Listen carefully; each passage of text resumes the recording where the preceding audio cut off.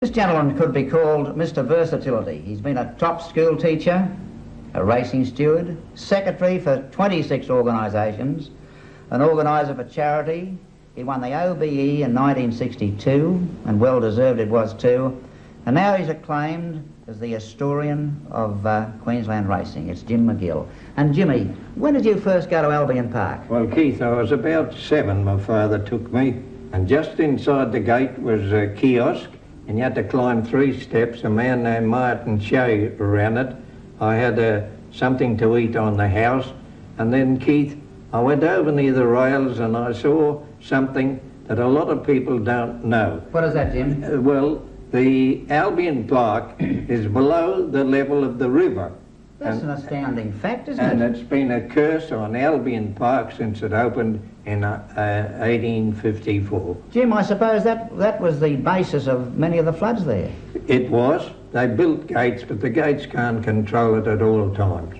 Jim, I know that you can go back all those years. You're the youngest 80-ish man I've ever known.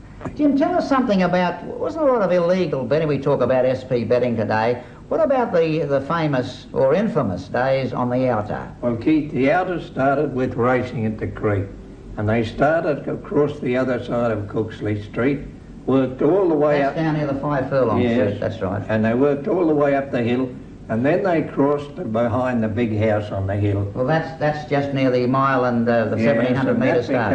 That became a famous outer. I've counted 61 bookies there. 61 bookies? Yes. Illegal bookies? Yeah, they were paid a guinea.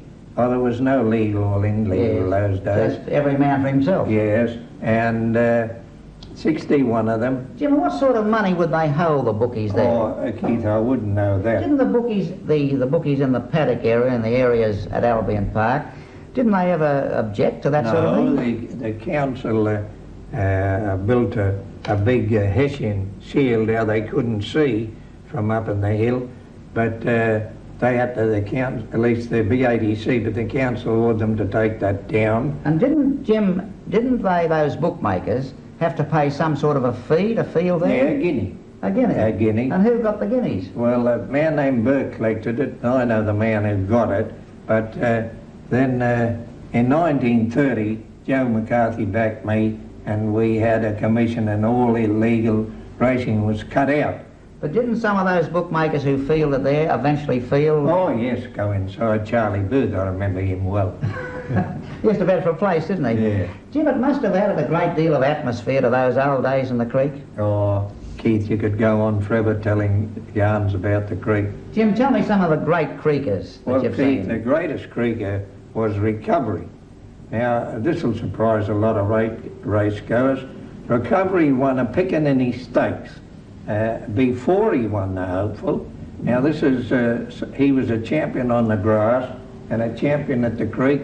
This is some of his weight carrying. One Saturday he carried 12 stone and won the flying. And as you know, those days they were handicap 7 penalty. Yeah. Then 2 races later, he won the handicap with 12-7. Who was his jockey, do you remember? And his jockey was my father. Now, didn't he on one occasion, he was the steward, didn't he sack the starter? Oh, yes, he sacked the starter. And started the races himself? Yes. Well, that was at Albion Park, yes. And another time at Albion Park, he got off the stand and rode in the race when he was starting, and then after won the race, and then after went back and started again.